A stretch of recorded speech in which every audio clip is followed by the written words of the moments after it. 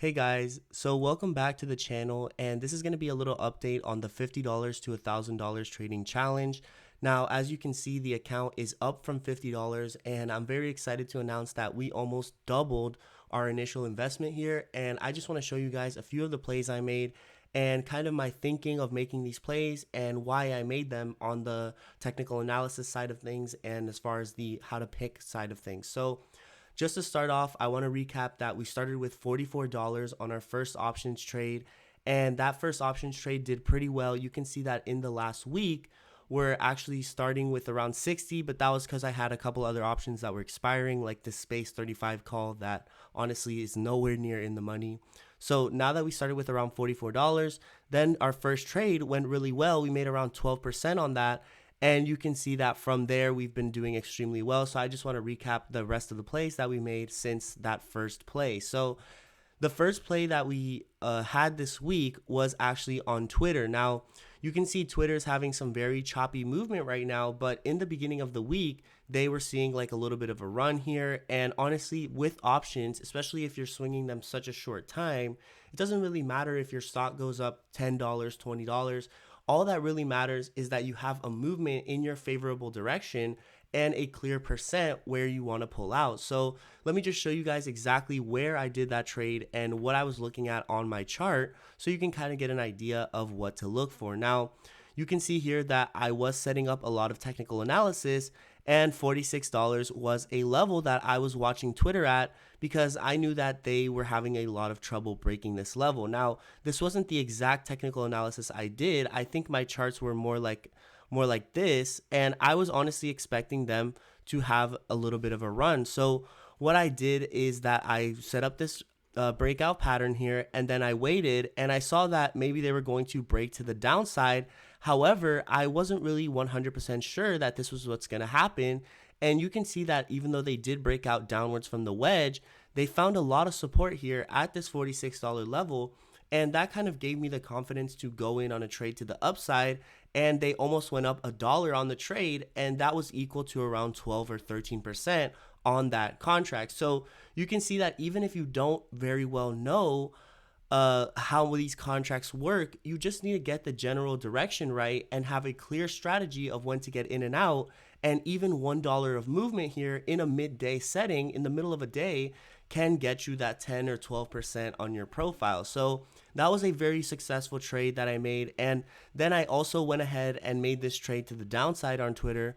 And you can see here that this was even a better wedge that I caught here. And it's very, very clear on the 3-minute chart where you can see that they were trading kind of between these two ranges, and they were having a bottom near here, and I was waiting for them to break out to the downside. Now, this was probably my most successful trade on Twitter this week, and what essentially happened was I saw this very, very bullish candle, and I waited to see if the volume was right. And you can see here that on this breakout candle, the volume was absolutely ridiculous, and they sold out from 43.80 all the way down to around 42.80. So that was another dollar, and that was another 10% on the account. So these were two very successful trades that you see are very, very easy to identify and to kind of be watching throughout the day. You can be making your coffee, your breakfast, whatever it is, and just have a general sense of when you're looking for these trades and be very successful without having to be on the thing all the time. So the next trade that I made here was American Airlines. So American Airlines, I made this trade yesterday actually, and it was the same setup as the first Twitter play I made. You see that they were in a big wedge here on the 3-minute. They broke out to the downside. However, I knew that the volume just wasn't there. You can see that they had, even when they were down all the way 2 or 3 red candles on the 3-minute, they were still seeing a lot of buying action here. And what that kind of showed me was that maybe they were going to see a bounce similar to what we saw on Twitter. And then they did. So it went all the way from 11.60 all the way up to $12. And this was another solid 10 to 12% on a trade. So like I said in the first video, I'm looking for 10% on these trades, and then I pull out.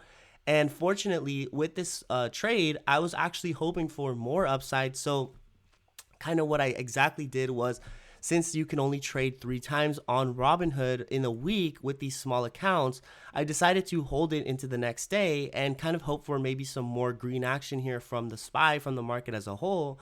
However, what we really saw was a little bit more like dead action and a little bit more downwards push on the SPY. So I decided to sell right at the open, and I was able to profit 1 or 2% more from the fact that we waited until open. So these contracts that I'm referring to, guys, they're only honestly between $20 to $50, and you don't need to have $1,000 in your account to do this trading or to make a substantial profit in the short or long run. You just need to have a good sense of technical analysis. And honestly, I should have traded American Airlines again today. I was watching them, but like I said, I didn't want to have to use a day trade because of the fact that if I do buy American Airlines today on Friday, then I probably wouldn't want to hold that into next week and over the weekend in a market that's been so volatile here in the last few days. So honestly, that's why I decided not to get into this trade, even though you can see there was enough upside to potentially make a small profit here. I probably could have made 5 or 6%, but I decided not to get in. Another thing that I did this week, and the last play that I'm actually going to show you guys here, is on Square. So I just made this play a couple minutes ago, and it's already being very successful. You can see that I identified this classic wedge pattern here, and this is on the 3-minute chart on Square. And honestly, you don't need to know whether a stock is going up or down to identify these trends. And what I did was I waited until they broke out from the pattern here, and you can see that they're having some good momentum, some good volatility. However, this wouldn't be the exact volatility I want to see. I'd hope for a lot more green, a lot more higher candles. But with a market so beat down like what we've had today, you can expect a lot lower volatility than normal to cause these breakout patterns. So you can see that right now the stock is breaking out great. And what we did was we bought the 210 call for the 1023 expiration.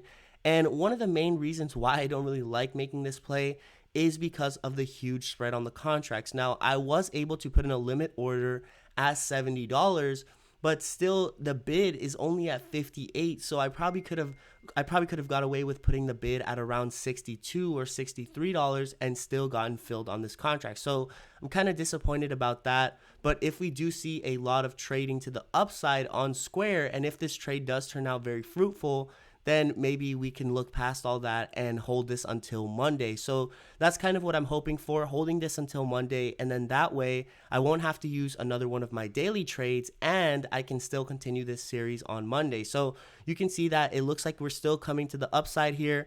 And especially on the 5-minute chart, this is still looking extremely green. And that's what we kind of want. Identify the breakout on the 3-minute chart and then see if it's continuing to the upside on the 5 minutes. So yeah, guys, those are my 3 trades for this week: American Airlines, Twitter, and Square. And even though in my last video I said I don't love American Airlines as a company or as a stock, I'll still trade them if I see a potential for some profit there. So honestly, guys, you don't need to love these stocks. You don't need to hate them.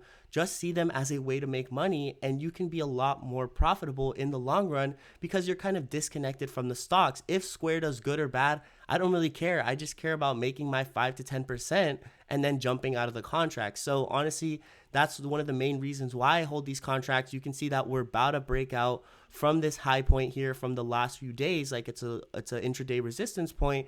And if we do break above this 157.76, I think that we could possibly see all the way maybe even to this high of 159. So if it does run to 159, this will be a very, very good trade. And I'll be very happy coming into the weekend here because we only have around an hour or two left on the stocks on the market before it closes. So any profit that we can make here towards the end of the day, and even if I have to pull this trade as a day trade, will still be very, very good and very, very substantially helpful to our account that we're trying to grow and is now up almost double. So yeah, guys, as always, don't forget to like and subscribe the video. These plays have been absolutely great. I appreciate the support on the channel. If you want to continue seeing this series, if you like these plays and you like the analysis that I do, don't forget to leave a like. Don't forget to subscribe for more videos. And thanks for watching, guys.